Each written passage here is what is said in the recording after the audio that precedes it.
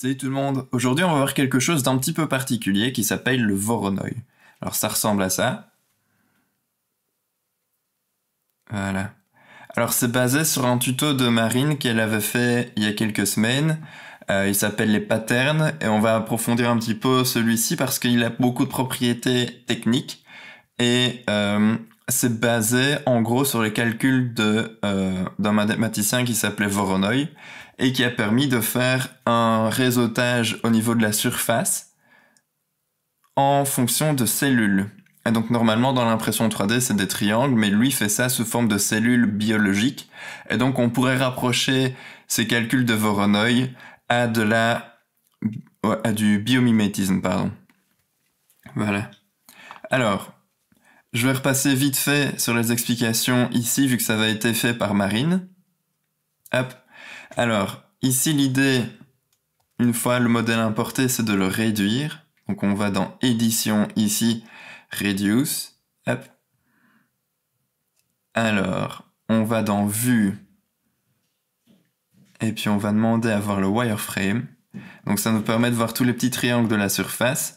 Et on va essayer de réduire ce nombre de triangles. Voilà.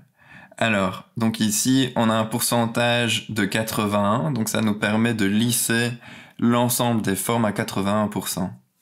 On accepte. Voilà. Alors, maintenant on va dans le menu édition ici. On va dans pattern. Et là on va demander dans le type de pattern de faire un dual edges. Voilà. Et on demande de faire une grille X parce que ça nous permet de faire quelque chose qui est aléatoire. Alors, on va réduire ici légèrement. On va demander que ça fasse 1,2 mm. Voilà. Alors, on demande d'updater à chaque chose qu'on fait. Et donc ici, on voit qu'il calcule le nombre de triangles. Voilà. Donc ici, on voit déjà notre structure qui est une structure en Voronoi. Voilà. Et donc ça nous permet d'avoir une structure qui est autoportante, donc ça veut dire qu'on n'aura pas besoin de support à l'impression. Ça veut dire aussi que c'est une structure qui est assez résistante en matière de compression. Alors, on clique sur Accept. Voilà. On va ici simplement l'exporter. Donc on va dans Fichier, Exporter. On va lui donner un autre nom.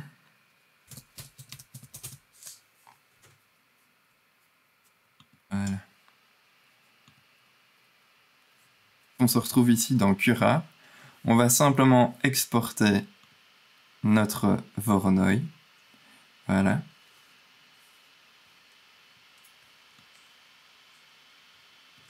Alors, on va l'agrandir légèrement. En fait, on va quasi doubler. Hop. Voilà. Alors ici, on voit que la structure est bien belle, donc c'est-à-dire qu'il y a beaucoup d'aération. Voilà. Alors, il y a plusieurs trucs qui vont nous permettre d'imprimer ça de façon correcte. Et donc, on va commencer par passer en revue les réglages principaux. Donc ici, on a une qualité de 0,2 pour le temps, tout simplement.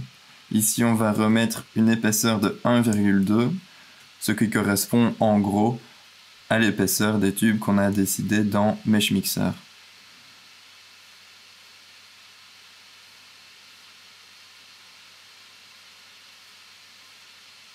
Alors ici, par contre, on va diminuer légèrement la température d'impression, parce qu'en gros, quand la machine va imprimer, il risque d'y avoir des petits fils entre les différentes couches. Voilà. Et donc si on laisse la température telle qu'elle, on va avoir ces défauts-là. Donc autant la réduire un petit peu. Alors la rétraction aussi. on va demander qu'elle soit plus faible. Et donc ici, elle est de 6. Et avant, je l'avais mise à 10 mm. Voilà. Donc ici, il faut diminuer la rétraction. Ici, c'était le paramètre par défaut. Et donc, c'est la distance qui sera parcourue avant qu'il y ait une rétraction. Donc, 1,5 mm, ça paraît bien.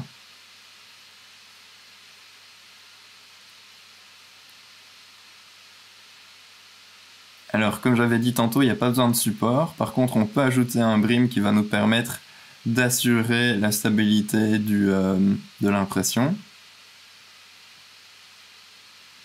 Ça, il faut absolument que ce soit bien décoché parce que il y a des couches qui seront vides et si on imprime des couches vides, ça va nous permettre d'avoir une sorte d'escalier sur lequel on va pouvoir appuyer les couches supérieures. Tandis que si on retire ces couches vides là, la machine va directement passer aux couches supérieures et imprimer dans le vide, ce qui pose problème. Donc il faut absolument que ça soit décoché. Pour le reste, normalement, il n'y a pas de souci. On slice. Et voilà. Alors on va faire la preview.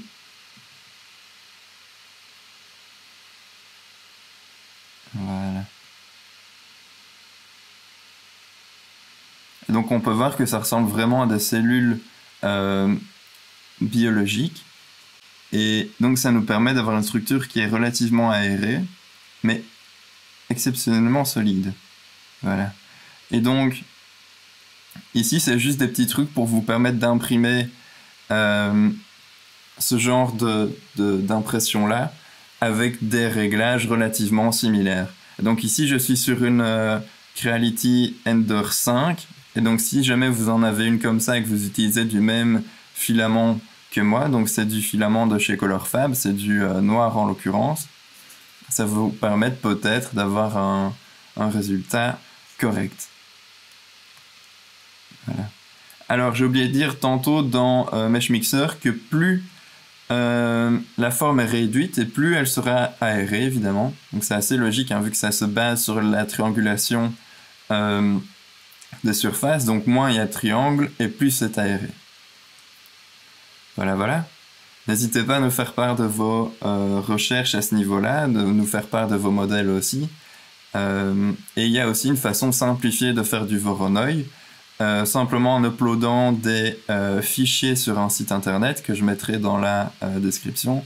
Mais évidemment, vous avez beaucoup moins de prise sur la customisation de votre modèle vu que c'est généré. Et donc vous avez 3 formes, 3 degrés de découpage si on veut, donc un découpage qui sera fort serré, un neutre et puis un plus aéré.